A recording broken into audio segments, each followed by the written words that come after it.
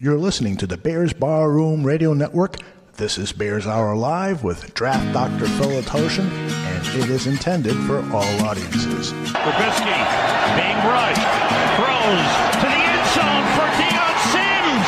He's got it for a touchdown. Bears Hour Live, Bears Hour Live. One straight hour of Bears talk with Bears Girl and that Draft Dr. Phil guy. Monday through Friday, the barroom's got you covered. VHL places tags, cause Fuller's got you smothered. Draft Dr. Phil, it's always hit sticks. Splitting double teams like 96 Akeem Hicks. Our line keeps growing, Mitchell keeps throwing dimes on time, but in the window he's blowing. No denying that this show is a collaboration with a fan. Bears Girl moderated, Dr. Phil is the man. Bears Hour Live, Bears Hour Live. One straight hour of Bears talk with Bears Girl and that Draft Dr. Phil guy. Bears Hour Live, Bears Hour Live, Bears Hour Live. One straight hour of Bears talk with Bears Girl and that Draft Dr. Phil guy. Dumped again. Akeem Hicks. The show where we always bring the truth. Eddie Jackson. Touchdown Bears. Trubisky to the 42-yard line. Oh my goodness. Howard left side to the 10, to the 5. Game over. Bears Hour Live, Bears Hour Live. One straight hour of Bears talk with Bears Girl and that Draft Dr. Phil guy. Bears Hour Live, Bears Hour Live, Bears Hour Live. Just the speed. You know, they're faster. You know, you have Turbo. You have A-Rob, that's back. You know, you got Kevin White, he's healthy. Josh Bellamy, he's doing a great job. Rookie and, you know, Tariq, they moving him around a lot. And it's just going to be something fun to watch. You know, and play calling is totally different. They're giving us a bunch of looks that we haven't seen.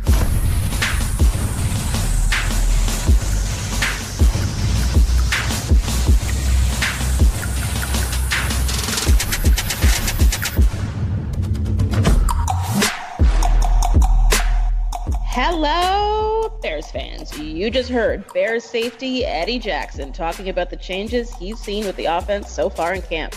We'll talk more about that later on.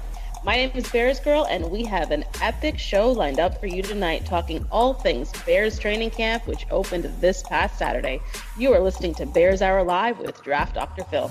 We have a special guest with us tonight whose play-by-play coverage, tweets, and videos of the opening weekend blew us all away.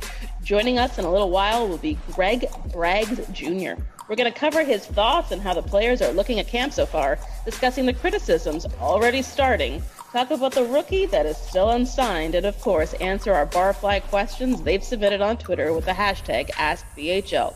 Let's start this show like we do with your opening rant, Phil. Before we do, I hope you had a very happy birthday, Doc. Tell us how you got to celebrate this past weekend. My birthday was a whole weekend of stories and fun, probably best shared on Bears 100 Proof, which I promised to do. But before I go into my rant, I really wanted I wrote myself a note and I set it out on Twitter today, obviously days later, but I wanted to make sure I addressed the kindness and the humor and compassion and the passion of the Bears Barroom family and listeners, barflies, whether you consider yourself one or not. I don't know how dubious you go. Some people are very shy and what have you, but the DMs, the actual tweets, and the breaking of chops and laughter that occurred from them also showcases how much, you know, as my wife would put it, how much of an influence you have on people's lives and touching around the world with these shows in regards to what we do at Bears Barroom. It was very humbling for me. And I tend to be a sensitive guy. I'll admit I got teary-eyed watching Coco. But that's just the kind of person I am. And it was very touching to me that all of you, you know, I don't do Facebook much, but to document my family, friends from the past are sometimes lost, really, and forgotten. And it's amazing to me, this instrument of Twitter and Bears Barroom uniting, so to speak, to make what I consider, friends and family worldwide. Some of the gifts I even got and received, I can't even, and I won't put names out there, but I can't even, how do you say thank you to somebody you've never met sending you a generous gift? It's just very, very, very humbling, and I really appreciate it. For the first time, I'm at a loss for words in that regard, because it wasn't expected, and it really made me laugh, because I've said it to the youngest of person I've taught, and I've said it to my family, my daughters. If you can't laugh at yourself, you're not doing life right, because it is a world with which, evil lurks around every corner, it seems. I hate to be a comic book, but that's the reality. And just to see kindness and thoughtfulness, to me, meant a lot more so than any kind of gift I could have received. So it makes everything I do creatively, spiritually, film, and the time I put into this to give you my truth worth it. So I just want to thank you all, because there were so many. If I did a shout out section, it would be the whole show. Save that for tomorrow. You will give you a whole hour just for your birthday shout out. Then I'll have to hear Trey busy complain that I stole every. Well, let's get into this football. Bears football. Finally, Bears girl. We are here, girlfriend. We are. And we have pads on. We have flaming hot takes. Those are the absolute worst takes. And we have hot takes, which are just a notch below. And then we got sizzling cold overflow. And that's just sheer and utter no knowledge of the game of football whatsoever. I texted Bears Girl earlier today. I said, I want you to know my rant is going to be about Mitchell Trubisky and Adrian Amos. And all know how I feel about Jordan Howard and the narrative. It played exactly to fruition of how, if I was a psychic, you'd all be believing in me right now as your leader in regards to how the narratives are drawn out. But tonight, I'm fired up. I'm very upset. It's almost to the point where it's cool to say something in the middle or over the top that isn't truthful, that you can end up walking away from because nobody cares. But Bears Barroom, it seems, because the way you talk about Adrian Amos totally eclipses the reality of what a safety's job is. I said this on last week's show, Bears Girl, but I'm going to say it again because obviously it needs to be reiterated for some of the mentally football challenged writers, bloggers, and hot takers on Twitter and so forth. An open field tackle in the NFL is second only to staring down a blitzing linebacker and delivering a touchdown strike. It is one of the hardest things to achieve in football when a coach and a defensive coordinator or defensive back coach has a player that is an outstanding tackler. Guess what? They sleep better. They game plan better. They're more aggressive because they know that their last line of defense is in great hands. And in this fantasy football world of bloggers and idiots and morons, really, with no football acumen and making money off of sheep that follow this. This isn't a PFF story for me. As we've said many a times, and I said it to the man's face as well as Aldo and Shane Moneyman Marshall, on how much I believe in this guy and what he does. On tape is overlooked. The open field tackle, as I was saying, is the second most difficult task to do in football. As I said, it keeps the defensive coordinator up at night when you have a Chris Conte back there. Let me remind you of the players, the Paynes and the Cameron Worrells and the Greens and so on and so forth. I can't even remember some of these clowns. It was like the quarterbacks of the Bears historically.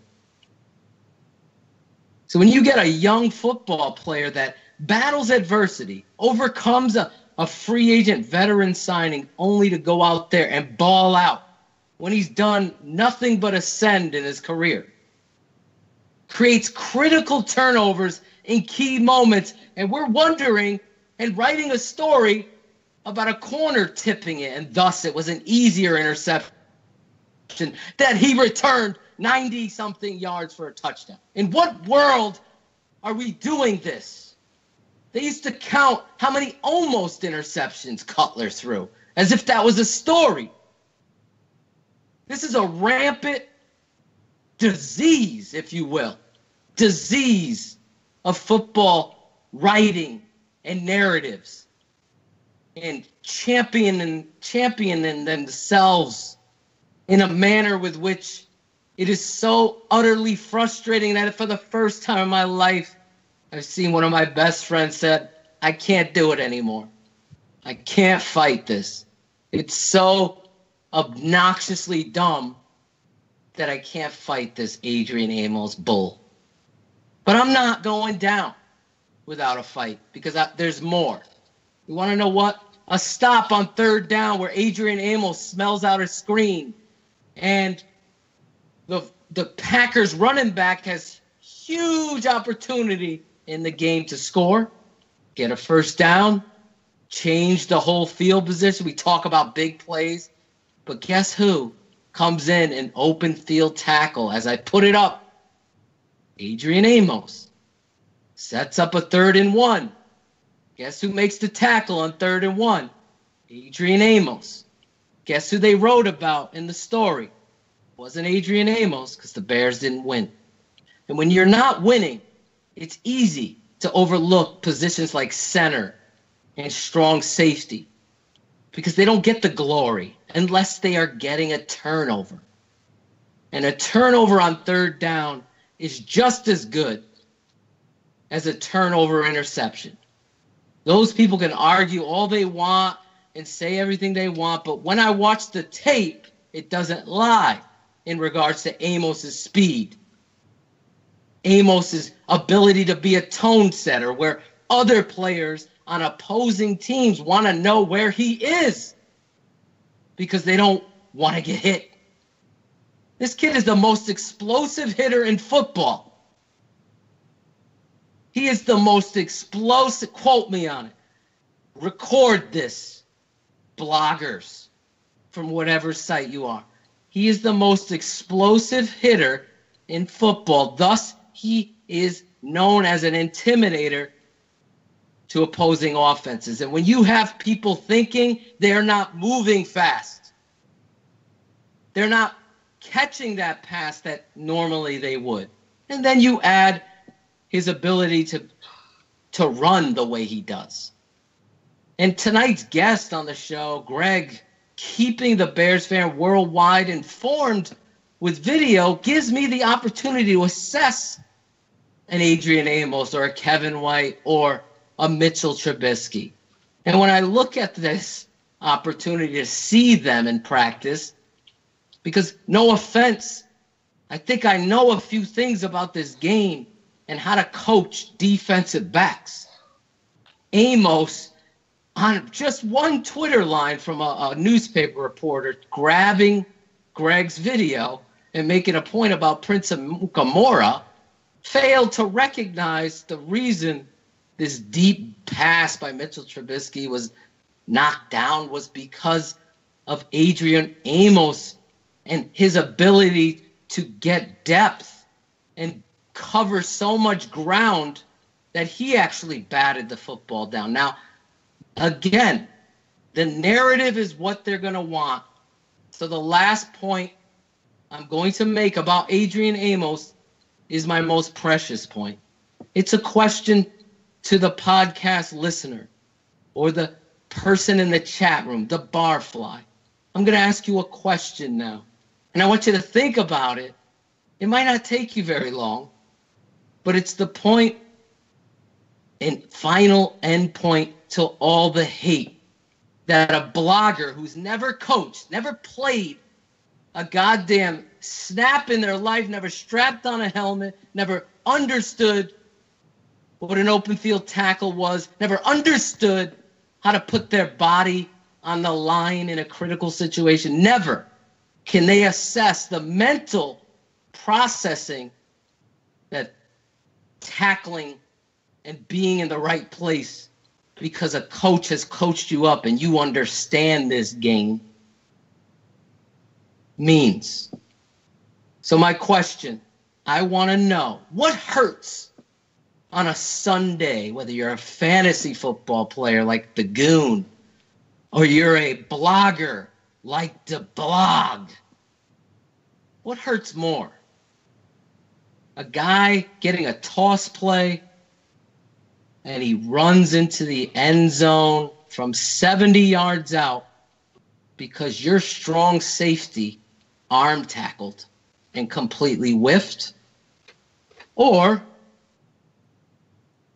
when you're 4th and 1 because you've stopped them 4 times and they got a first down on 4th and 1, but now they're 3rd and goal from the 2 and they get 1. So now it's 4th and goal from the 1.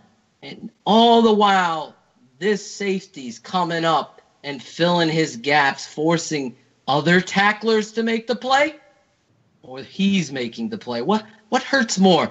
The next play, when the running back breaks into the end zone in full contact with everybody, including the strong safety or the free safety, or that 70-yard whiff where your safety misses, or the 30-yard toss play or stretch zone when your safety puts his arm out there. What hurts you more?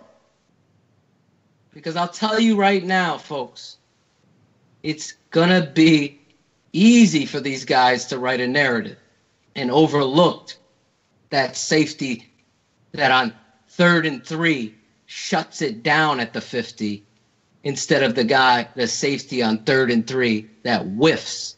They're going to write a bigger story about the whiff, and they can fail every time to talk about the guy that makes it happen. And lastly, that's my final point and question to you all. Clearly rhetorical one, but one nevertheless in a football sense of the importance is important for you to ask yourself. So I want to address one other elephant in the room, and this is... Before you go there, Phil, I want to stick with Adrian Amos because Aldo's been online interacting with someone who apparently was at camp this weekend, Eric Lambert.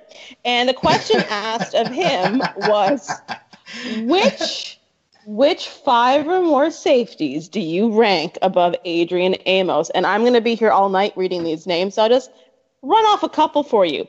Earl Thomas, Eric Berry, Landon Collins, Harrison Smith, Eric Weddle, Antoine Bertha, Eric Reed, Marcus Williams, Malcolm Jenkins, Rashad Jones, Justin Simmons.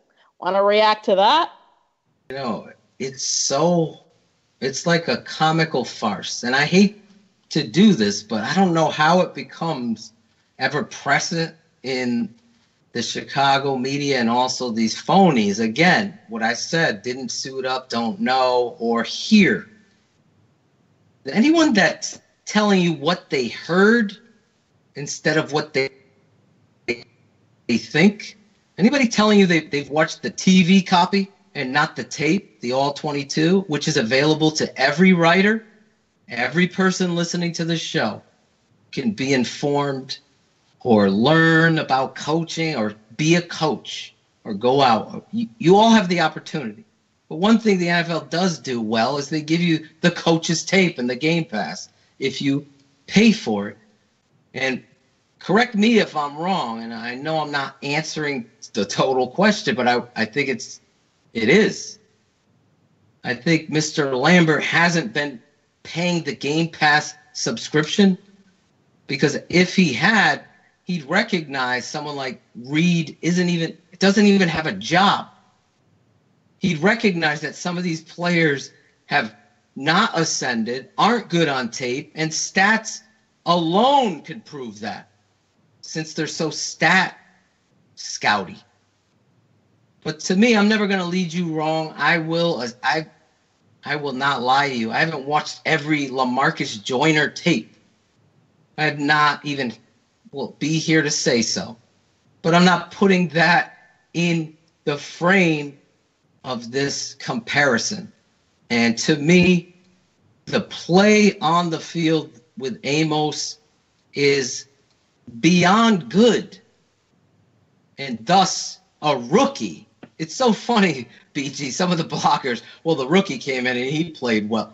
Do you recognize that Amos helped this rookie play well? And Amos is the veteran in regards to games played than this player. So it's so funny. If you want to make something true in today's society, play the victim.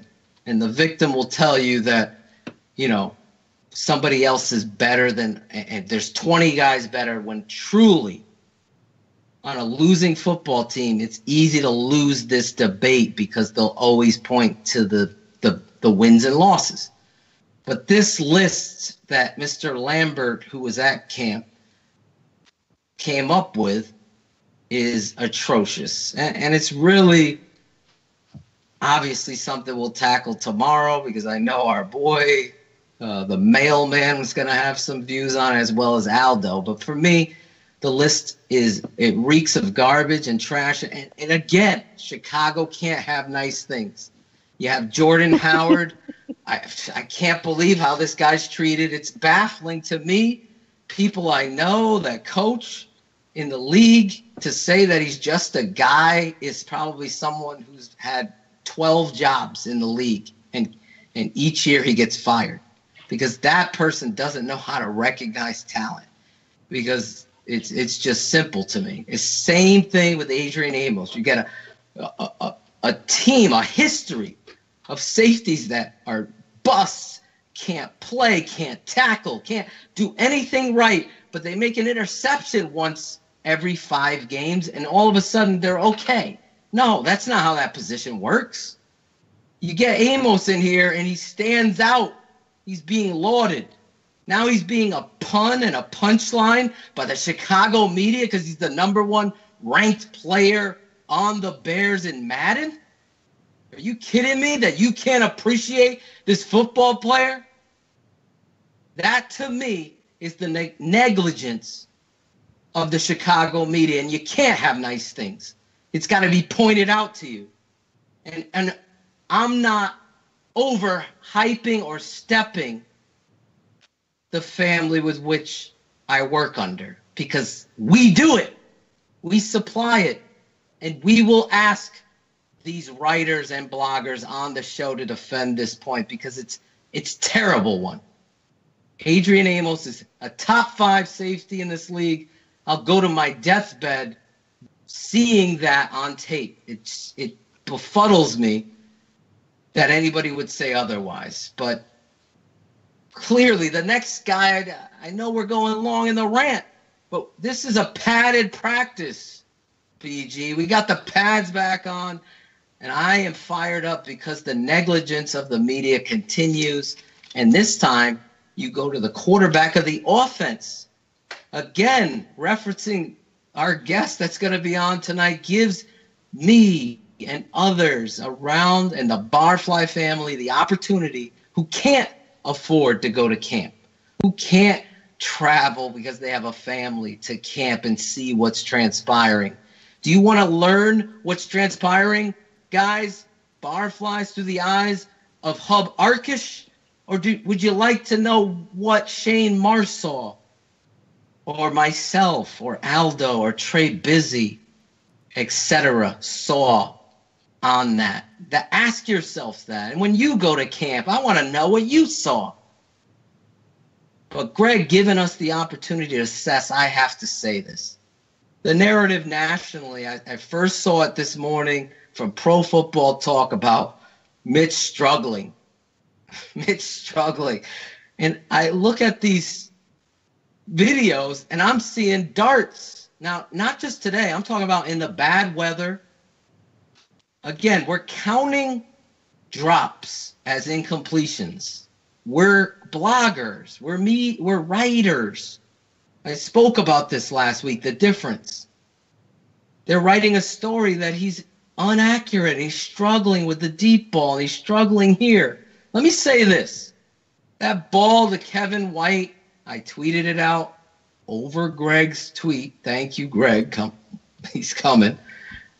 And it showcased the receiver that gets to the top of his route on a 9 route, which is a fade. So when you're running outside the number, you need to stay outside the numbers, and you always stay there.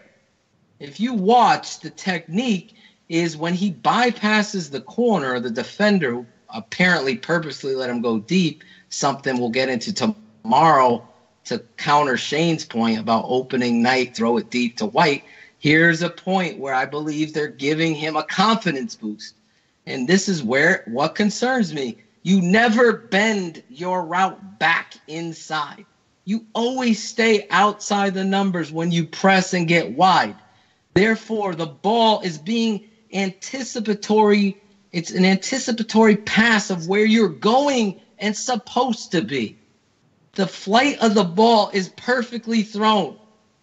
Your boy Kevin White bends, looks, and then tries to get back to the spot where he was supposed to be. Now, granted, Kevin's been out, yada, yada, yada. But the blame went to Mitch. And it's unfortunate, and that's what continues to transpire.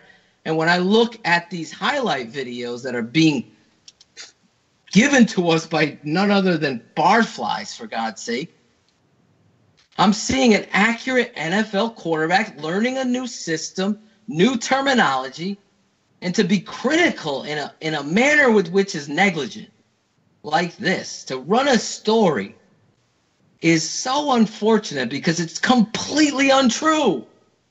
I'm looking at these, unless there's like 40 plays I'm missing, I just see a guy that's a new quarterback in a new system doing and delivering. Now, is it perfect? No. I've said this before. Give me a perfect player and I'll quit because there are none. I've given you Tom Brady. He's not perfect. He's the best I've ever seen, but he's not perfect. So to expect perfection on every snap is a ridiculous response to overanalyzing a prospect in a town that can't have nice things. You see where I'm going. Why I felt it was so important tonight, because this is going to be the story. The media needs things for you to click on. They need to write something. And just like I promised about Amos, I will take on anybody if they're bullshitting about Mitch Trubisky, because I feel as though a young quarterback is in a critical situation with a new coach to have his mental toughness tested by a media going on a narrative when things get bad. And they will get bad. There will be challenges in games. We know this. They ain't going to be... The Bears have all these weapons. Look at them. The positivity I see on Twitter is just as bad as the negativity, to be perfectly honest. Mitch throwing a screen on 7-on-7, and the guy goes for a touchdown. All of a sudden, That would have been a touchdown. Yeah, 700 likes. This is 7-on-7, folks. Calm the heck down. I hate to be the guy, but I'm gonna, because it matters zero. Drops, interceptions, all of it, as Nagy well-versed. I didn't get to hear the open, so I don't know if Aldo had Nagy in there talking about it. But we did not have Nagy in there. We actually had Eddie Jackson talking about what he sees is different with the offense in camp so far. So there you go. So Eddie, I hope he didn't point out the fact that, interceptions are going to happen in practice, and they're important for the team. And it's never going to be perfect, but you want to see people grow and learn from it. And Mitchell, I know you've taken a vow of silence on the media. I don't like it. I just think just do it. Be you. I think that goes against what your coach is preaching. That's my opinion. But just if you're listening, you need to just focus and be you, because really what I'm seeing is tremendous for the second day in pads to see some of the throws he was making and his ability to throw over the top in the pocket. And yeah, nothing's going to be perfect. So let's not fall victim to the narrative on Mitch. That's my final thought. All right, so I want to let you know the chat room is fired up. We have over 40 listeners currently. We have our usual regular Barflies back for another edition, and a lot of new listeners tonight. So welcome to all of you. We've got a lot of people joining the chat room for the first time tonight. The chat room is fired up. We have over 40 you gotta listeners mute currently. your. I'm done. I'm done. There you go. Sorry. I did it. Listen, I don't know how many takes it took you to do the promo. Only good with the video. It's going to take you. The video going the other way. I cannot do anything else. So we got BG in stereo. That's always fun. So before we start talking about Greg's experience at training camp, and for those listening in, Greg is on the line and he will be joining us the rest of the show. I want to talk to you guys about Aaron Lynch. So he missed practice with a hamstring injury, and now there are thoughts out there in Twitter land that we should be looking at Shaq Lawson from Buffalo. Thoughts, gentlemen? Yeah, I'll just start it off. Greg, I so appreciate what you're doing, coming on the show tonight. Oh, obviously, we're gonna get into that. But let's tackle this because you're there, and this is an issue in my mind. I know I got a text from the smartest man today, and he talked about it himself. So I'm kind of step for step here. I try to always give credit where ideas and thoughts go, because fans are informed and some are misinformed. But the Aaron Lynch situation is concerning because here you have a depth chart with injury concerns at that position in Leonard Floyd. You got rid of McPhee because of injuries. You got Lamar Houston out there. You let him go. You got Sam Acho and some other guys that really you're paper thin here at this position. With this guy's history of being injured, this has to be concerning. I think the Bears have to be. I'm 100%. I was a big Shaq Lawson guy coming out of Clemson. I think they have to be on the phone in regards to this player because of the depth and what they have talent-wise at the position. For me personally, it's like a feeling out process for me the first week. I'm just trying to get an idea of everybody that's on the field. And when you go to this, at least for me, I'm just kind of dropping myself in the bucket. I'm not kind of too keen on exactly every single roster spot until we get to the end of camp. It's kind of like a formation move for me. So, honestly, it's like hard to say how much to put the panic meter up on it. Aaron Lynch, obviously people were excited about the pickup. I'm a Notre Dame fan myself. He played for a little bit there before he transferred, and I felt like he's a good player, and, he played with Vic Fangio, so I felt like it's a good fit. They're there a week early. You can use that excuse for Roquan and other things that to be concerned about, but they are. So, I mean, you got to be patient with it. Teams are going to have, holes. I mean, for me personally, I can't speak on exactly like how to solve the problem. It's just, to me, it's like you're going to have some holes. I mean, especially in year 2 of what I think this is like this building process from when they started with Mitch. And, it is what it is. You're going to have to create pressure up the middle with, the defensive line. And, it seems like that is a problem. Everybody, anybody I talk to, and I'm going to defer to you guys when it comes to a lot of the knowledge. I mean, I know things on the surface, but certainly not to the extent you guys know it. I mean, you guys blow my mind, honestly. I'm listening to this, and it's humbling, because I'm a big Bears fan. People think I'm like the biggest sports fan in the world, but, I don't, I get into it deep, but this is, it's hard to keep up with. It is. You're watching everything, and everybody loves to watch the offense at training camp, to be saying I'm watching the edge rush right now. I mean, Leonard Floyd is creating pressure every day. You can see that.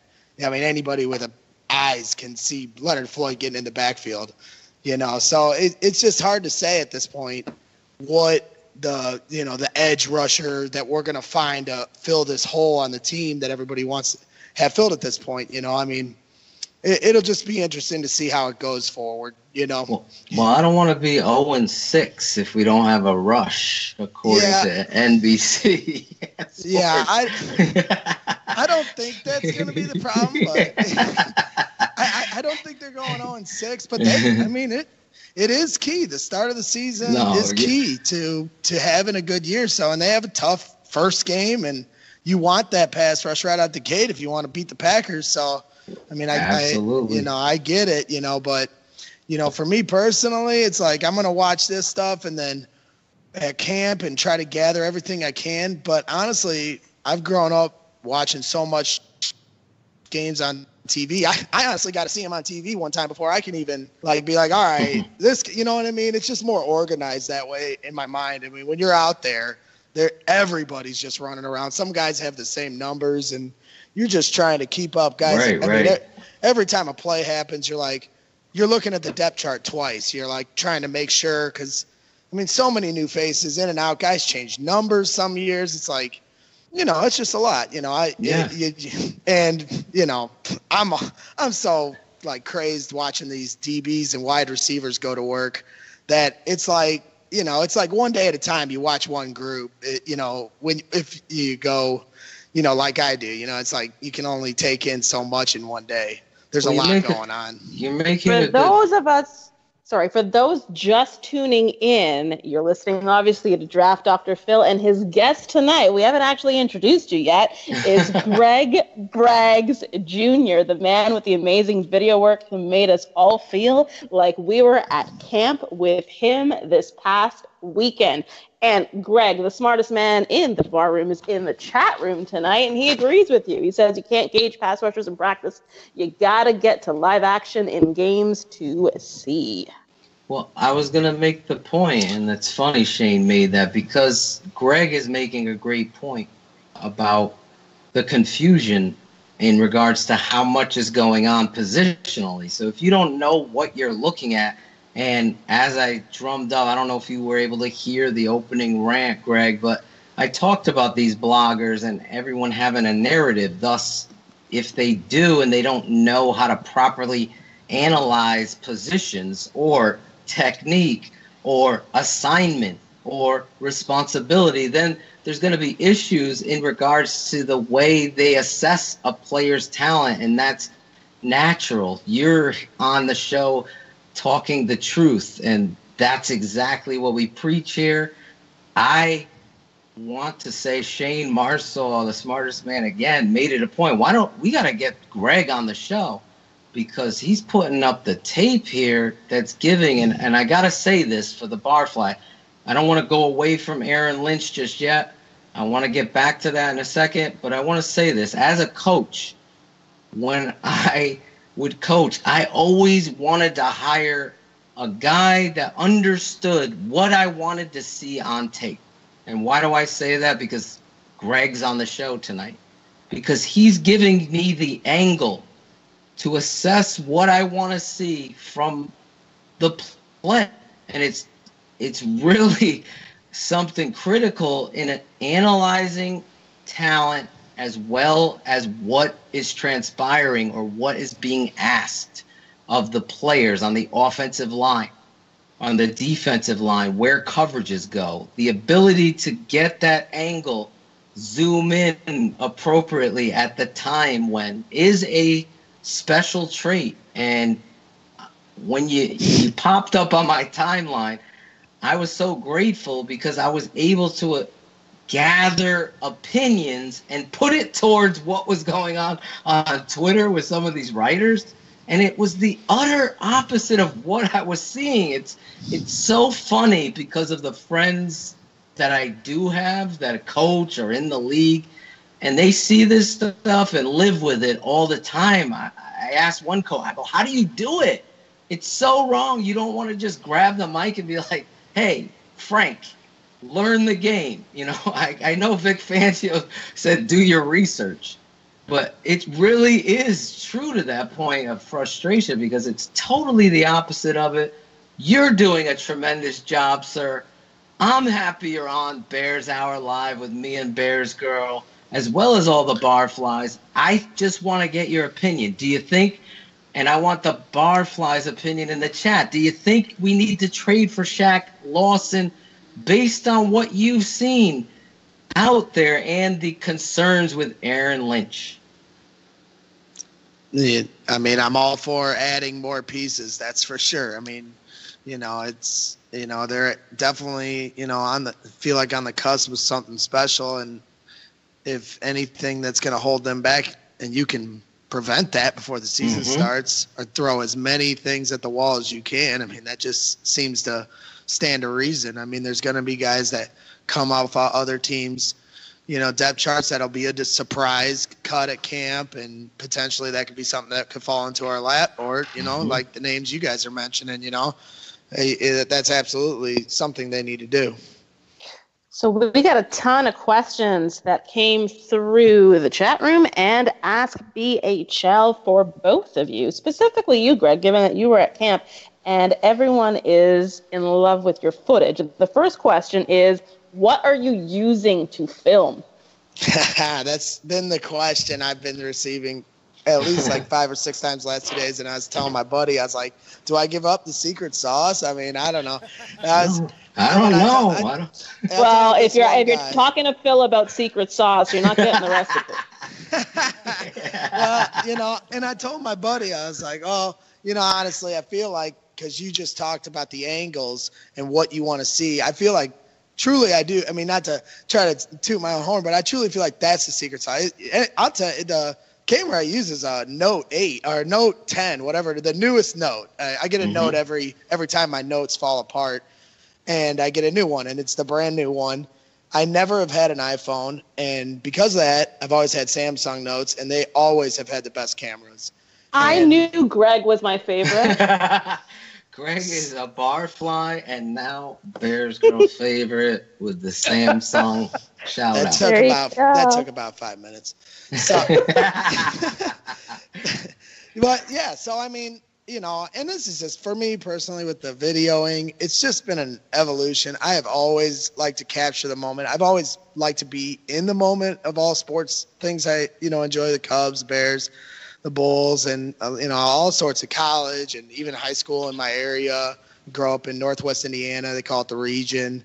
And, it's just been an evolving thing. As phones got better, I enjoyed taking more videos. And then I started kind of enjoying, how to, capture the moment wherever I was at. And then Snapchat comes along, and you're starting to learn, vertical ways of looking at things. And it's just something I've always enjoyed, and at a game and being able to go back and look at that for myself. And for years I would put this stuff on Instagram. I mean, if you go on my Instagram page, I have footage of training camp for the last 5 years at least. And I've had some Bears fans find me through there, and they've been around for a while, and they've seen training camp for years now. I mean, I put a lot. Last year I had every throw from Mitch's first day. And you talk about narrative. It always frustrated me last year watching training camp. So that's why I enjoy putting it out there, because I like to be able to show people that, you know, when you have a differentiating opinion with Tom Waddle about who should start week 1, you can prove your point by just showing the video. You don't have to. Tape never lies. Exactly. I don't necessarily know the X's and O's, but when I've been going to camp for 12 years or however long it's been, you just know it when you see it. It's when you watch sports for your whole life, you just know something special when you see it. I mean, when Devin Hester walked on the field, you knew it. I mean, Tariq Cohen last year, the first play, you're like, yep. I mean, it's just so they stay just there. Have that Stay there, Greg. You're going into one of my questions I had for you, so I want to just. Sorry, BG, if you had another question. I did, but go ahead, Phil. It's your show. Who's that it player for you this year? You pointed out Tariq Cohen last year. You obviously pointed out Devin Hester. You're given the history of your time at camp.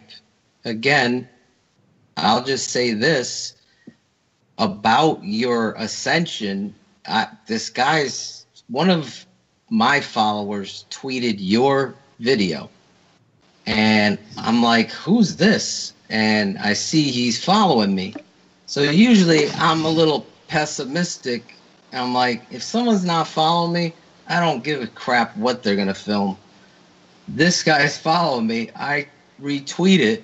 Now I'm recognizing, wait, there's more to this guy than meets the eye, because he has the angle that is absolutely what I look for. And you're not going live, which is critical in this. You're filming each play as if it was the coach's clicker, so I can keep going back and seeing the play. And really, I wanted to say that as we get into your assessment of the guy so far in camp that has said, wow, this is the guy. I'm going to piggyback on your question, because there's a follow-up question after you answer that from Zeke at the Bears_54, and he wanted to know who stood out to you so far that no one is talking about. So go ahead and answer Phil's question, and it might be the same player. Well, the first question is an easy one. It's Anthony Miller. That's the one that everybody knows, but it is the truth. I mean, the first day we went out there on Saturday, it was the Anthony Miller show. And it was frustrating because I was just first day. I had some friends with me, so I'm just trying to get into my groove. And every year I have kind of like my process. I get there and get to my top, try to get to the top row of the bleacher, you know, and get a good spot. And you know, they created the first. I love this guy. They created this canopy thing that like blocks your view. It's so I'm like trying to find the perfect spot for the first day. So I wasn't on my game. And Anthony Miller, I had a few of his catches, but the play of the day I missed, and I normally never miss it. And like last year I had all like Tanner's best plays and stuff. So when Anthony Miller made this play, I mean, I saw it and it was unbelievable. I jumped out of my seat. He made a diving catch down the sideline, and it was just like right away. And that wasn't even honestly the first play. The first play was some like little like one-on-one curl where he just had this footwork, and you were like, whoo, like he just turned to everybody in the stands. You were like that. Yep. I mean, it was right away. Then it's play after another. I mean, he was making a lot of plays, and it's raining. You know, it wasn't raining as hard as it did on Sunday. It was actually kind of a lot better than we thought it would be. You know, looking at the radar, but raining nonetheless. And everybody was kind of making catches Saturday. So Sunday was torrential, but Saturday, yeah, Anthony Miller show. I mean, the player that nobody's talking about. I told somebody in the stands, I guess, as far as like wide receivers concerned, I mean, Javon Wims is probably like, because he's probably the biggest wide receiver to my eyes on the field.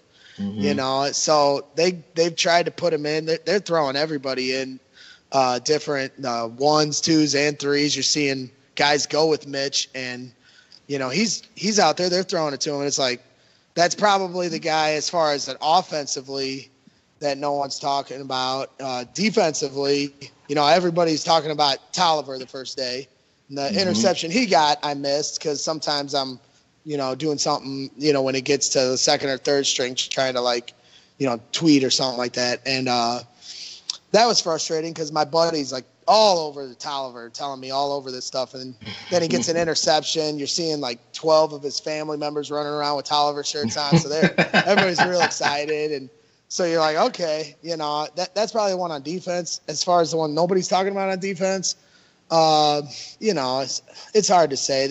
They seem to have a set group. I mean, is anybody standing out in second and third team? I don't know. It's early, Yeah, it's so early, to be able to like make any kind of definitive. It's hard to say it defensively who's standing out that no one's talking about. I don't want to cut Bears Girl off, but I gotta do it. Let me ask you this. It's like we script this. Let me ask you this, because, Bears Barroom, I don't know how much history. I know you're getting caught up on what we do here and what we pride ourselves on, but Aldo, the super producer, the Godfather, the whole 9 history of all his nicknames, has had, tweets go out, hashtags, Fire Fox, that happened, Trubisky now.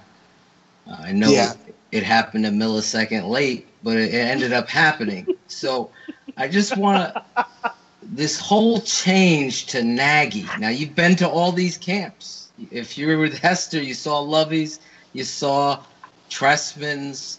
Mm-hmm. What is the energy there like? Seriously, when you look at, in comparison, you're a football guy. You studied it. You've been around high school sport. You know what I'm talking about. Energetically as well as organizationally, as far as how practices. I know there's some controversy about stretching. What do you see and how does it feel? Just like you got me in the gut, in the sauce, if you will, when you talked about you just know. And you look around like, oh boy, in Anthony Miller. What's the oh boy feeling in regards to the coaching and what's going on in Chicago? But no gut feelings. We don't do gut feelings here at Bears Bar Room. That's all I go off of is gut. But full disclosure, I am an eternal optimist. You can't get me to say a bad thing. If I'm saying something bad about you, it takes a lot. Like, I am just a very positive fan. I always have been that way. It's like it's just how I always have been. It's kind of like my problem. It's like a loyalty thing, but so it's like. It's just hard to say, like for me personally, I just try to, just go out there and just see the feeling like you were saying. And as far as the every time there's a new coach, there's always that energetic feeling. I guess I wasn't big on John Fox. I want you to think about it. Think about this. Tressman came in new. You were there. Yep. It was the exact same for Tressman the first year. This is a very similar feeling because you saw the ball flying around the yard when Tressman got there, and you had really never seen that at camp, except for Rex Grossman he'd throw like 3 passes and people would freak out. So, so when Tressman got there, it was crazy. Alshon and Brandon Marshall deep almost every other play. And then they're making crazy catches. Alshon Jeffrey, I mean. It's like NFL Street. Yeah, go to my Instagram page. It's frustrating because I don't have a video anymore, but I used to have a great video of those guys. Alshon and them, they always used to like it on Instagram. I had a great video of Alshon doing a hands drill with tennis balls with another guy. And that was that camp, the first one for Tressman. You could argue it's similar to that one because people were just positive.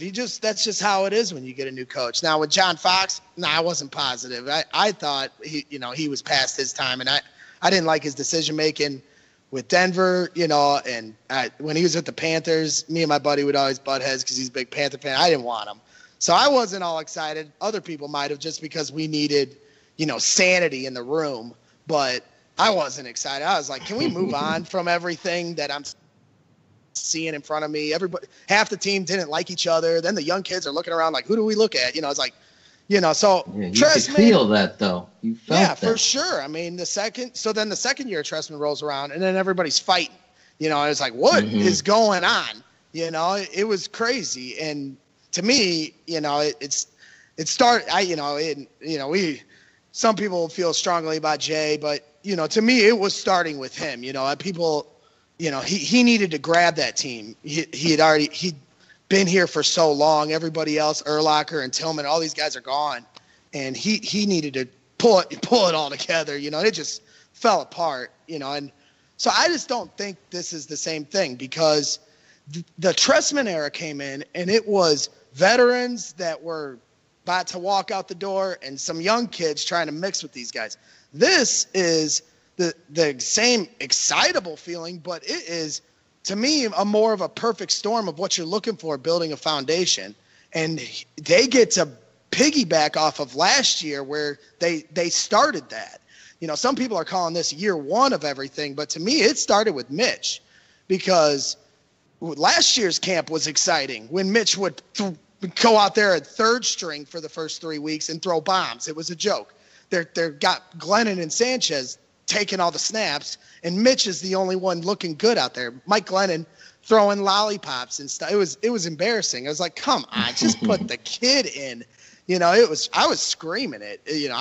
I didn't care who. I was telling everybody. So it was like, so now we're hashtag Trubisky now. Oh man, I was crazed on it. Where were you, buddy? I can't believe we haven't found this guy before. Me and Tom Waddle went at it week to week for like 2 months.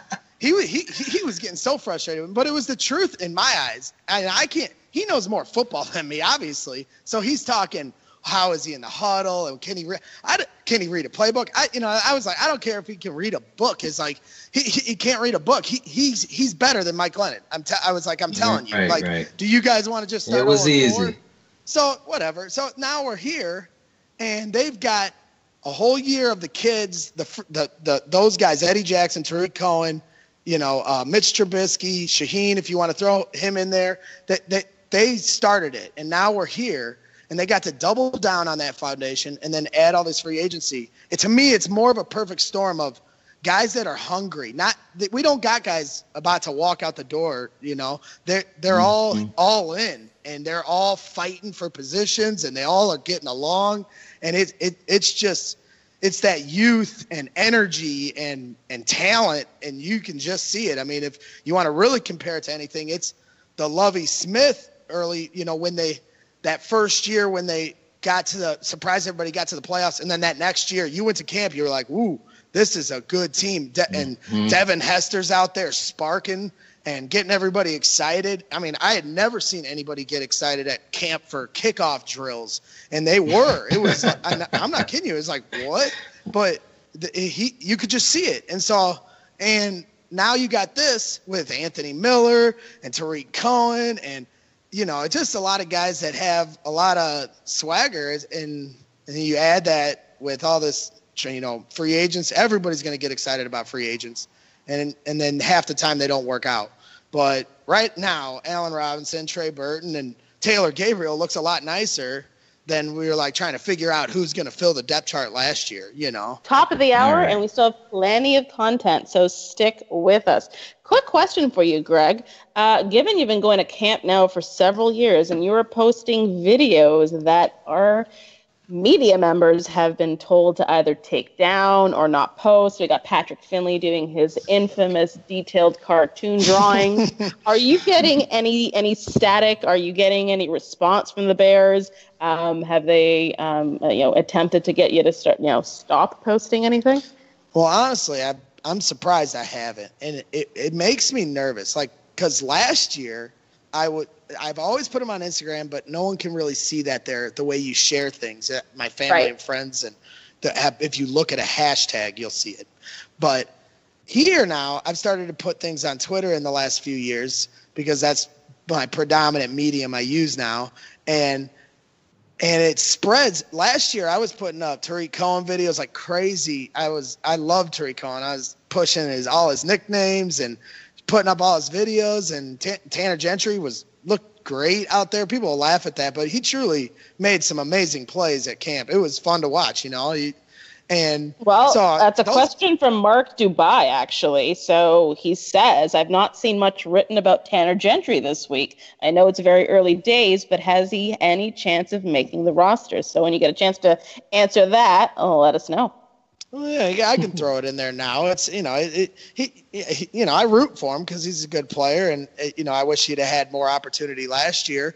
But now they've got so many players out there. I mean, if he's out there, that means other guys are injured or things didn't work out. You know they've got guys ahead of the line. I mean, I talk to the players after. You know, I like harassing people. I like being in the middle of action. So when they're done with practice, I go up to them and talk to them. I don't care. They know. I'll introduce myself and tell them like, hey, you know, because they retweet my videos. So I'll say, hey, I'm Greg, and you know, most of the time they're like, oh, hey, you know. So today I talked to Tanner. And I was like, hey, you know, your time will come, man. Keep working hard. And he was like, I appreciate that, you know. And, you know, so it's, you know, do I know if he's going to make the roster? I don't know. You know, hopefully they at least keep him on the practice squad. They've spent so much time working with him. But, you know, if he can, great. You know, but I don't really know how many wide receivers they're necessarily going to keep at this point early in camp. You know, three weeks from now, we're all going to know the last few roster spots, and that's when I dial in on that stuff, you know. But right now, to say who's going to make the roster it's way too early to tell that kind of thing. Well, Busy is in the house, and he says if Gentry makes the roster, we are in trouble. Yeah, I mean, I don't necessarily agree, and this is what I want to say. Here's the head coach, the definition of the underdog, the undrafted guy that battled through. And Greg makes a great point. Greg wasn't the only one to tell me how good Tanner looked at camp and what kind of high point catches he was making and what he was doing to defensive backs that are starting on the roster last season. So to say that he can't, to me, I just think this is the NFL. Anything can happen. I get Trey's making a joke, so to speak, about we're in trouble. No, I think we'll be blessed because a guy like that who's homegrown that you and your scouts believed in to sign here made the roster and had what Greg is making a point. When Dowell Loggins put this football player in, they weren't making plays to get him open or using him to his best benefit of high point and back shoulder. We all had the criticism of Dowell and how he used Jordan Howard, Mitchell Trubisky, and others. Let's include Tanner Gentry in that. So games are going to tell us who is going to make this roster, because I think when you listen to Coach Nagy and Coach speak, he wants competition, and he doesn't give two craps about 11, about 15, or whoever's wearing what number. All he wants is to win. And that, to me, is the difference from what I've seen other coaching staffs in this charter franchise do. It's all been politics. Yes, they found a few gems here and there and drafted a few as well. But ultimately, the undrafted guy or the guy that could make a difference, look at Jordan Howard. Look at Cameron Meredith sitting on the bench for weeks when you knew, just like and Mitch Trubisky, for God's sake, we all knew at Bears Barroom they should have been starting. Things could be different had they been. So let's recognize that games, glorified scrimmages, are going to tell the tale. I know a guy like Anthony Miller standing out in practice, but I got what I needed from Greg in that. Oh, wow. He described my reaction to that situation when you see it live, like, oh, there's just no doubt. Barring injury, this kid's going to be phenomenal. There's no doubt. And with Allen Robinson and Taylor Gabriel and the fits. But a guy like Bellamy and Gentry and these players can push their way into being productive football players. Look at the New England Patriots, for God's sake. They schemed these guys open. They used quickness and hands to their best ability, and thus you get a guy like Wes Welker and the kid Hogan and yada, yada, yada, so on and so forth. This happens in this league. Let's hope it happens here. I think it'll be a good thing and only help this, because I think a guy like Tanner Gentry is better than he's being billed. He's forgotten. And those guys, like the coach, I believe, have worth. And I'm excited to see what they do in these games. Well, Barflies, tune in tomorrow when we have Steak and Whiskey versus the Sauce, according to AirJair54, because the chat room is fired up on your perspective on Gentry. Go ahead, Greg. Well, and I'm just saying, I root for the guy. I mean, he's at third string now. He was key guy all the way up to first string at some point. Right. To say that, I agree. If he's on the field, something's going on, so he's got to wait his turn now. It could be years. I mean, people compare the Adam Thielen story. He could only dream of something like that happening, but to say he's a bum, I mean, come on, these guys are kids. And I always love in any sport when people are like, oh, this guy is this, and he can never do this. Tariq Cohen will never be able to take as much contact in a 16-game season because he's so little. Tariq Cohen was like laughing at the end of this season. So exactly. It doesn't, you can write a narrative on a guy that just entered the league, but you just don't know how hard a person works in their own time. And, I root for the guy. But, yeah, now they've added so many weapons. Ryan Pace killed it. It's like, you just got to throw as much at the wall as you can, and it's going to work out if you have all the cards in your hand like that. So, I mean, I'm not going to overblow. I mean, that was just a storyline from last year. Now he's third string, and he's going to have to wait his turn. Now it's all about Anthony Miller and Taylor Gabriel doing all these crazy routes and great hands, great footwork, and I mean that's a thing of last year. But all that stuff could have been built on. I mean, you want to talk about what they could have done. I mean, I tell you the last thing I mentioned with him to before we get off him, the Tanner Gentry thing is, I go, man, it was so frustrating not watching the kids play, because that was his opportunity to make a name for himself in the regular season. And he was like, I know. I was like, I'll always want to know why that didn't happen, because it irritated. I wanted to know who made that decision. And I was like, and I told him the story that the week 2 of the Steelers game, I have tickets in the tunnel my wife's boss gives to me every year. And I went out, and when Dow walked off the field for warm-ups, I was like, Dow. And he thought I was just going to say hi. I was like, you need to be playing the kid. And I was talking about Mitch. And he's like, what's that? And he stepped at me. And I was like, you need to be playing the kid. I don't know what you're doing. You're going to lose your job at the end of the year when you guys start 0-4, and then you guys run the kid out there and then don't even make any noise this year. And then you're going to watch somebody else enjoy what you're putting together trying to work with this kid. He's like, this is what he literally said to me. He goes, you think I don't want to play the kid?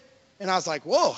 I was like, well, if that's the case, then you need to convince the coach to play the kid so you guys don't all lose your job. I was like, you're literally sacrificing yourself.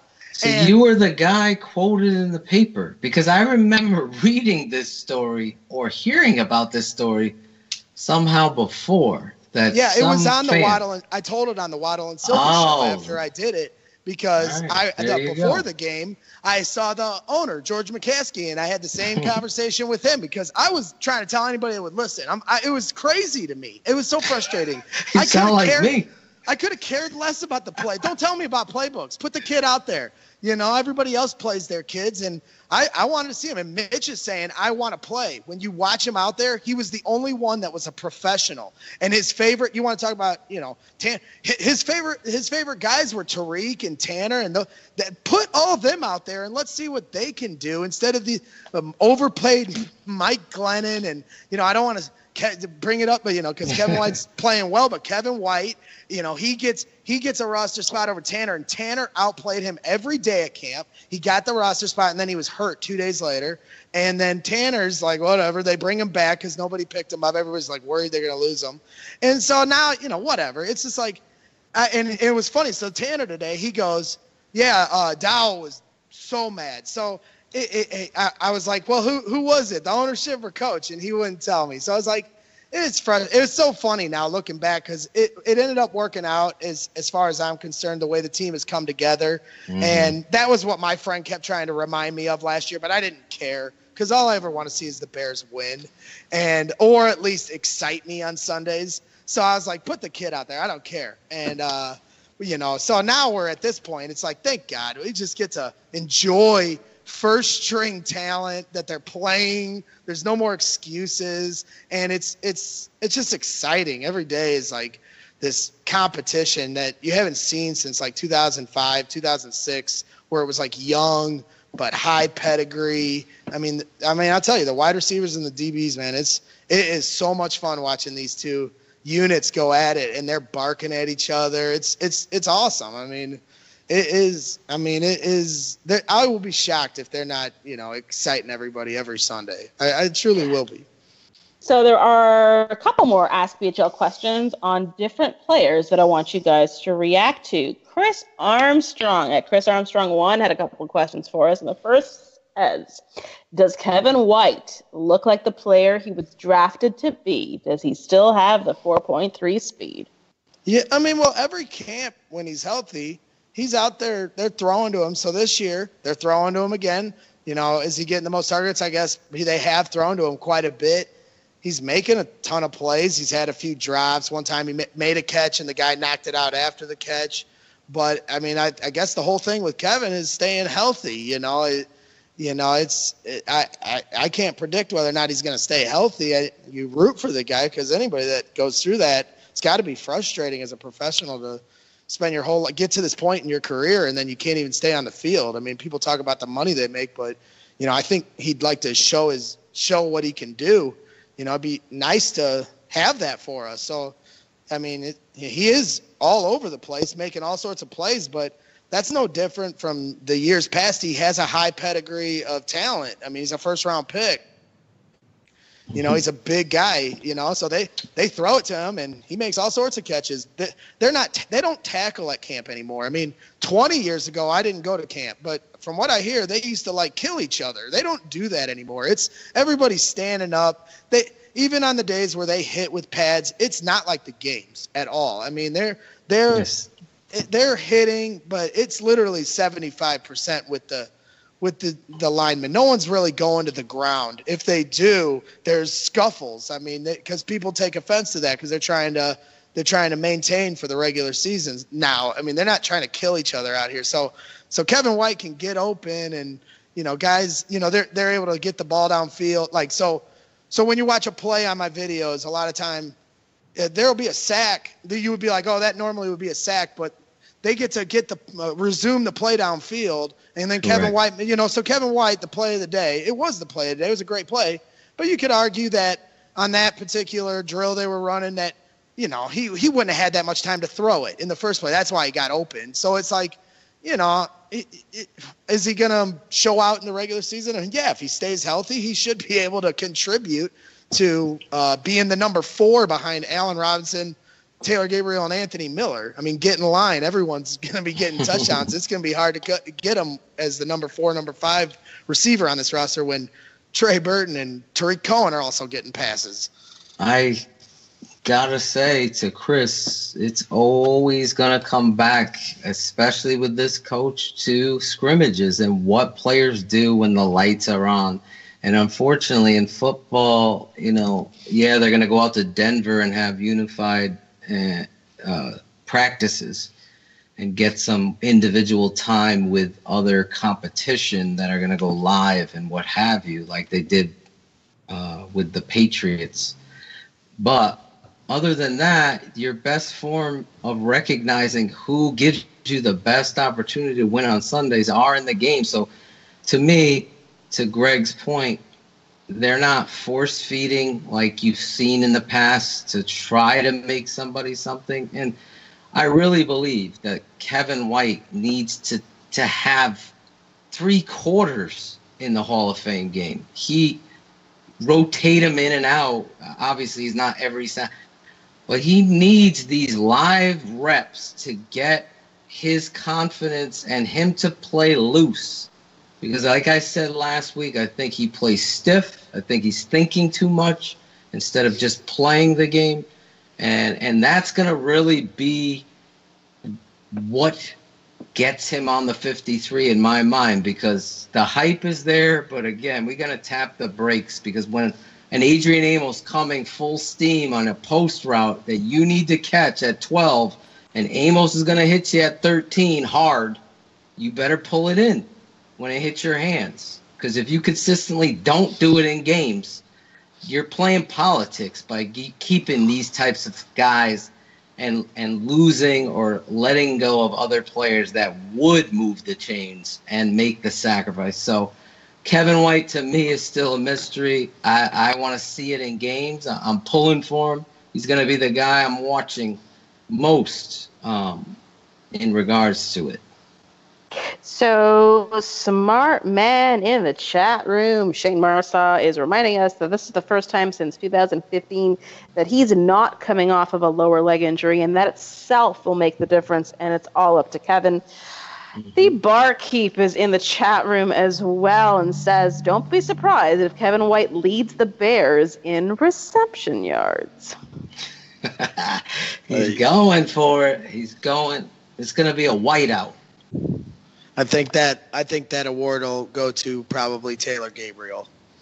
Oh, we're going to place bets tonight, I see. So I'm going to go Trey Burton. I think Trey Burton's going to lead the Bears in reception yards. You know, of all the so far early in camp, you know, that's probably the only guy I haven't seen that connection with Mitch yet. They're still trying to get on board. You know, it seems like the wide receivers and the quarterback are on the same page early on, but I think that's still something that needs to develop. But he has the talent. It's just probably a timing thing, you know. Yeah. So chat room is making its own bets, and Bilbo Baggins is in the house tonight, and he says if White leads the Bears in receiving yards, I will get a tattoo of Ryan Pace on the small of my back. Oh, it's a tramp stamp. We got bets, we got tattoos. This show is going off the rails. Totally Bears Barroom style. Tattoos, bets. Mike North is coming in next to give the odds. Thankfully not tonight, but we do have another question from Chris Armstrong. She wanted to know about Timu. She said he had a nice pass breakup today and looked fast. How is he look in person? Still a bit slow but better instincts? Or is he actually faster? I mean, like I said, you know, I'm never going to pretend like I know more than I do. I mean, he made an interception today, and it was like, okay, cool, you know, nice. You know, it's like, am I locking in on John Timo every play? No. You know, it's like, he's just another, you know, it's just, so I guess that means he's not standing out to me. I mean, it's not like, you know, John, you know what I mean? It's not. Again, this goes back, Greg, to games. Performance in games are going to be critical to these players and their ability to assess it. That's what's going to happen in these positions. But one thing that, you know, fights, you talked about not taking people down. I saw poor Josh Bellamy got pissed because someone bumped him too hard. He was all fired up about it. That's how these football practices have gotten. That kind of energy is coming into the play. But I'm just going to tell you all, you got to assess each and every individual snap, rep with caution. It's always going to come down to the players playing in the games and how they assess them and how they perform. And depth charts are made in pencil for a reason right now. So the only thing that's a lock is Jordan Howard and Mitch Trubisky. Those are your offensive locks as far as the weaponry. How they use the other ones, to me, and where they're going to be and how they're going to be listed as starting. Anthony Miller could be your number one at some point. That's how talented this kid is. So let's tap the brakes on all the positivity and all the negativity. Just be in the middle and applaud things without putting future, you know, performances out there yet. They haven't done it. For me, I look at Jordan Howard, Greg, and I see a slimmer guy. Even in Absolutely. his face, I see a quicker guy, already talented, instinctive back being quicker. I'm going to be interested. I don't know how much he weighs. It would be interesting. You're there live. You got to look at him. Is it me? Because I'm looking at pictures and your tape, but not only does he look quicker, but in the picture shared tonight, he completely looks chiseled in the face. And to me, that means somebody's working their ass off to be ready for camp and the season. Yeah, he absolutely looks trimmer. There's no question about it. I mean, you can, like I said, people say, "Oh, he'll never catch passes." That's what they said. And so now this year he's catching passes. It's like, oh, people narrative. are allowed to change. Amazing, it's like and he's gotten thinner. You can see it. It's certainly there, and that's why you're seeing maybe him being able to make those tougher catches. The little drop off over the defensive end. He kind of stuck his arm out, and last year that's probably a catch he might not make. But yeah, he absolutely looks trimmer than he did last year. There's no question about that. All right, guys, the last player I want to talk about is one that's on everyone's mind. So last year at training camp, we had a giraffe on the field, and this year we've got an elephant in the room. What is going on with Roquan Smith? I'm glad Aldo's loving my jokes tonight. So Nick Barwell at Nick reggae Barwell. music. Yes. Things are going on. I'm trying to hear. This is probably the most epic show we have not tried to pull together, but are going to. So Nick Barwell at Nick Barwell tweeted out, he wonders if Sonny Michel's contract signing will have any bearing on Roquan Smith. It's all about setting notches for the next future draft picks you sign. So no agent wants to get burned in a guaranteed contract battle to represent a player picked at a certain spot slotted. So the face-off is on the guaranteed money, and that is the issue, in my opinion, in this situation. You're seeing a fight, a stare down, and it's unfortunate because you would think a rookie coach wants to get that rookie quarterback of the defense in on time and have this energy of a new staff, and I completely understand the fans' frustration. I think it's going to get done. I really thought it might have got done today because of the McGlinchey signing. You're next in line, so you piggyback off that contract. It's sent into the league so you could see the language these agents can communicate.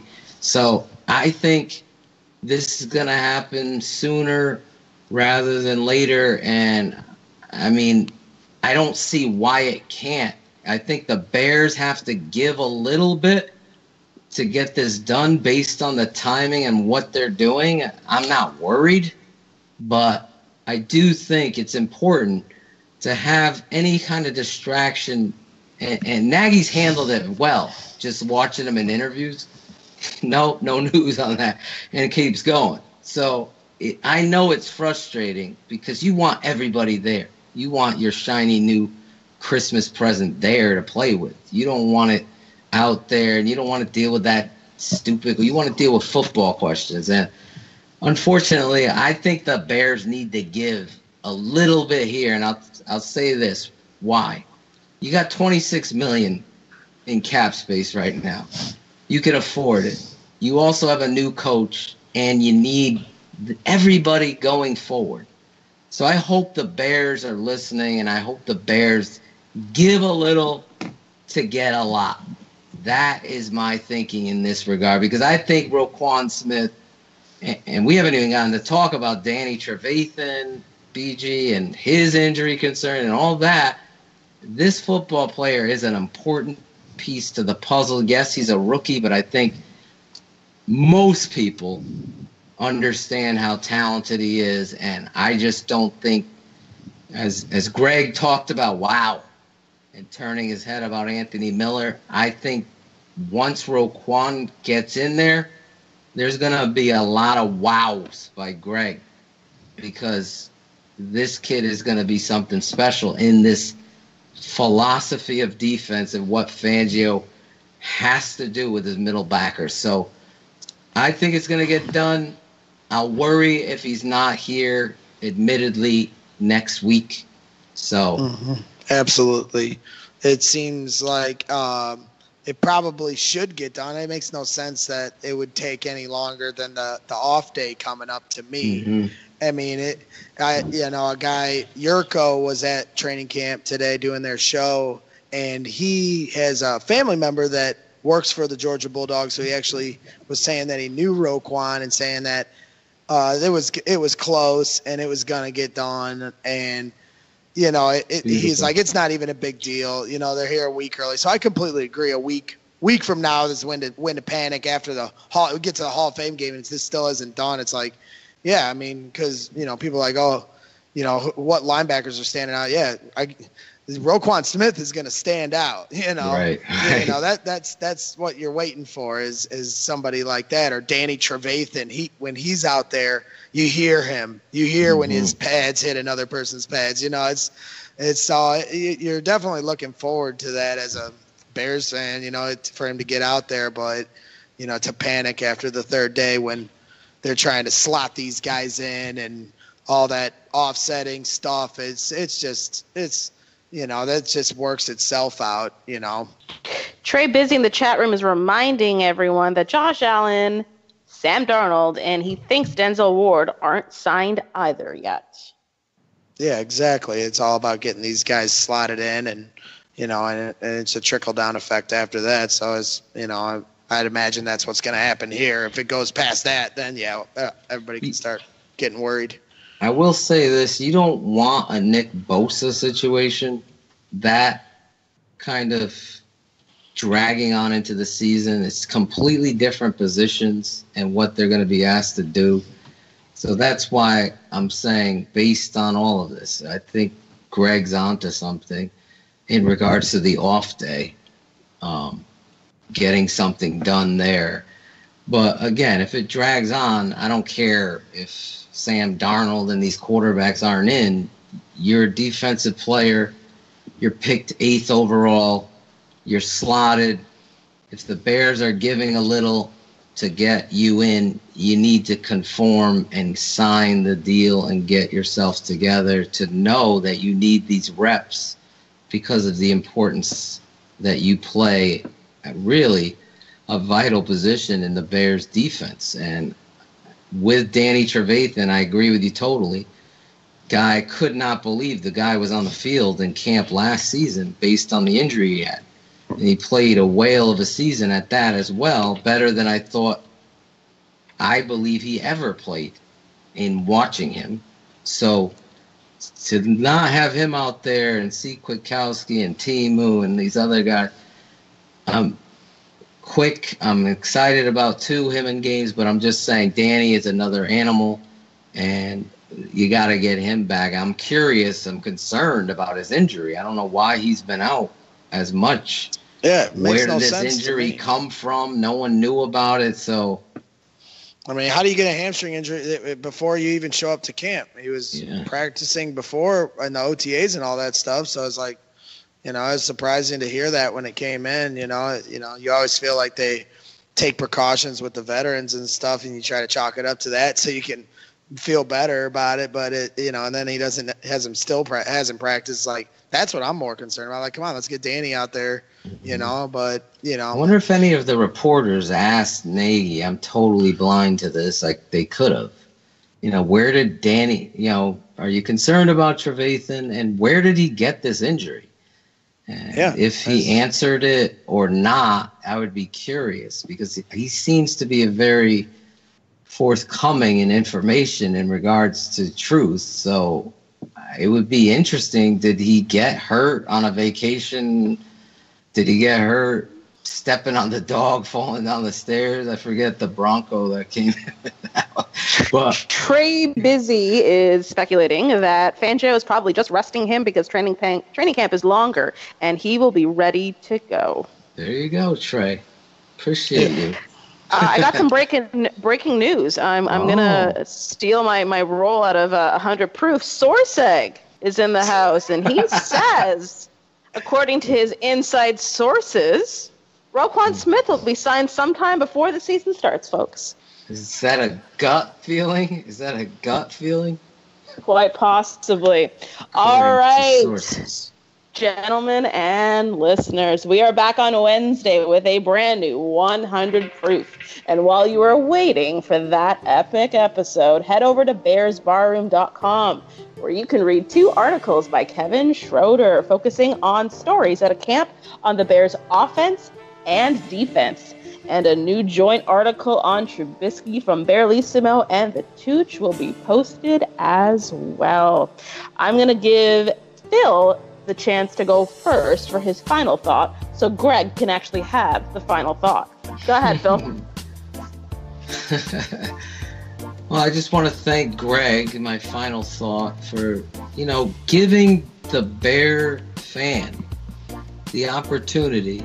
I think it's instrumental. I noticed on my timeline several people that I really enjoy interacting with on Twitter, shouting him out, that are all barflies, that all found you through retweets from me or Bears Barroom or the barflies themselves, because let's face it, Greg, you haven't had this, medicine, if you will, called Bears Barroom, that are doing what you are doing and loving the Bears and the information as much. And I saw it on my timeline. I got to follow this guy today. I got to put my notifications on. I saw many of them saying how they were following you now. They're so grateful to you. And believe me, I'm the same way.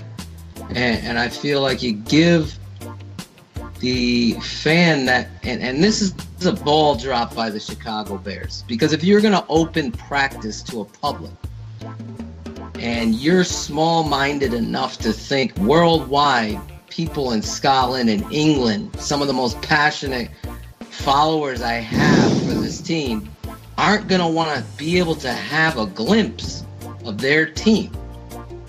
To me, you're doing it wrong. Greg's doing it right. As a guy bringing it in with his Samsung Note, for God's sake, giving you an opportunity to recognize what's going on, what's different, this highlight. And let's face it, not only fans, not only barflies, but media members are using Greg's videos to accompany, if they can, or they're going to take them down, their points. And to me, I thank you. I know my followers, because I retweet and I comment, and I'm leery about that, because sometimes I do something and someone takes it and they do it. It's like they took my voice, they took everything and made it their own. So I've been very cautious doing this, coaching up what's going on the video. Only reason why was because of the false narrative that I was seeing being doled out to the media. So if I ever offend you, you can DM me or whatever, but I just think it's important to recognize these players and you, sir, for really helping Bears Barroom, their analysts, achieve some sort of opinions that are going on. You have a writer pretending to be in the fucking audience, pardon my language, tweeting out things when ultimately your videos are the rational reason anyone's seeing it. So I'm not going to pretend that. I'm just going to take what you're giving me and distribute it peacefully and thoughtfully to my loyal followers and the loyal listeners of Bears Barroom. So that I give shout outs, Greg, every show. This one is strictly for you. I said my thanks in the beginning. I so am happy to have you on the show tonight. You brought an energy, a vibe that I'm cool with. I'm following you. We're talking. I appreciate the work that you're putting in. It really helps me, because as a fan alone, it helps me. But as an analyst who takes pride in it, you're giving me the remedy to the things that I'm craving the most, and that's what's going on with the Bears. So thank you so much. I said all of that off the top of my dome, so I'll let you lead us out. And thank you for everybody tuning in tonight to hear Greg on the show with me and BG. BG's back from the communist country. She made it. They tried to put a soccer ball in her suitcase. She refused. We lost AJ, but we gained Greg and gained a hell of a lot more. So, Greg, take us away, and thank you guys. It was a lot of fun tonight. 100 Proof's gonna be epic. I really appreciate it, guys. And honestly, you know, I've always loved to share what I see. I always have felt like guilty that I have such a fun sports life as people always look at it with me, and I just enjoy sharing stuff. And when I go to training camp, it's no different, and to put it out there and see the feedback and everyone saying the nice words from all over the world, and people saying how they're watching the jokes about, oh, I gotta stop talking to my boss, notifications, it's very humbling, because you know, I've always appreciated this content. I would show my friends and they'd be like, yeah, because they're not crazy like me. They you know, and it's nicer to find some people that appreciate it, and so many people out there that don't get to go. I live 30 minutes down the road, and you know, to be able to put all that out there, and you know, to go back on, you know, not stepping on toes. I'm a Bears fan, so it makes me nervous to do this stuff. I mean,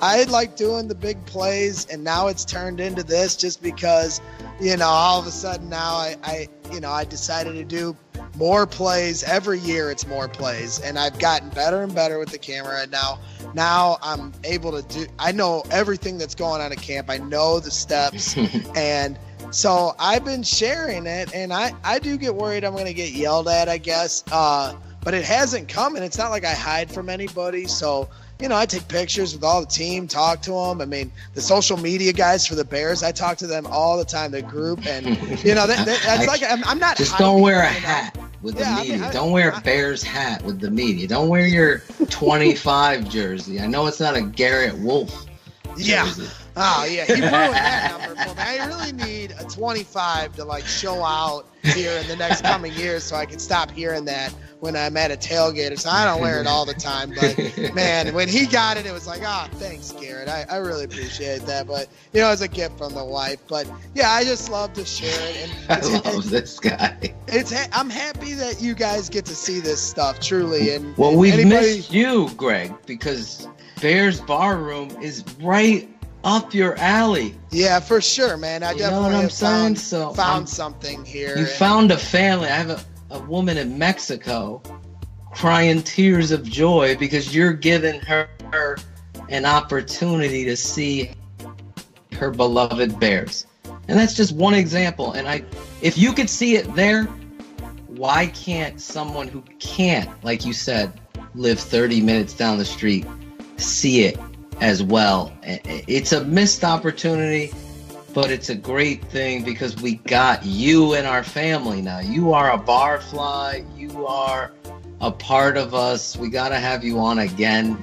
You're all class. Oh, really. I would love to do that, truly, because, you know, I ramble and rant. I mean, that's just I know. Shane's going to have an impersonation of you It's tomorrow. why you two fit together like two peas in a pod. So, I mean, I definitely would love to tell you guys about a whole lot more stuff that, you know, it's just, you never know where I'm going to go with things. I mean, it's just, there's a lot going on upstairs with me. So it's just, I'm just a passionate Chicago sports fan. I always have been. I just bleed it through and through. And, you know, I just can't wait for this season to get started. And I hear you guys are coming to camp. I'd love to meet you guys and show you the ropes. You got to teach them the ropes. I mean, the scouting report has to be drawn up. I want it. I know a listener did ask, kind of some of the things to do. And, you know, I do got to say, people show up way early. You don't have to do that. You can come there 30 minutes after the gates open, and practice doesn't get going until 8:15. And you can always get a spot in the bleachers. People don't go to the bleachers. People are trying to go to the autograph spot where people leave at the end of games. They don't even watch practice. It's sad. It's like half the people are there to go to the bounce houses in the front and stuff. So you can get the spot you want. And then, if anybody's looking for autographs or pictures with the players, they're readily accessible after practice. You're trying to meet Mitch. He signed for an hour and a half after practice ended. He's the last player off the field. I mean, he's as nice as can be, treats everybody with respect. So I know a few people wanted to hear some of the tips on coming. I know you guys are coming, and I always try to share a good time. I want people to enjoy what I enjoy, and so I definitely wanted to get some of those tips out there. Well, I'm sure a certain Godfather is going to make sure he meets up with you, and definitely there's got to be some sort of maker's mark involved in this meeting. So Aldo and I are looking forward to seeing you on August 4th. I will be in town August 3rd through 6th and at camp on the 4th and 5th for Blue and Orange Weekend. Thank you, Greg, for joining us. Thank you for answering my DM almost immediately when I asked you to be on the show. I think it was yesterday that we reached out to you, and for making this happen tonight.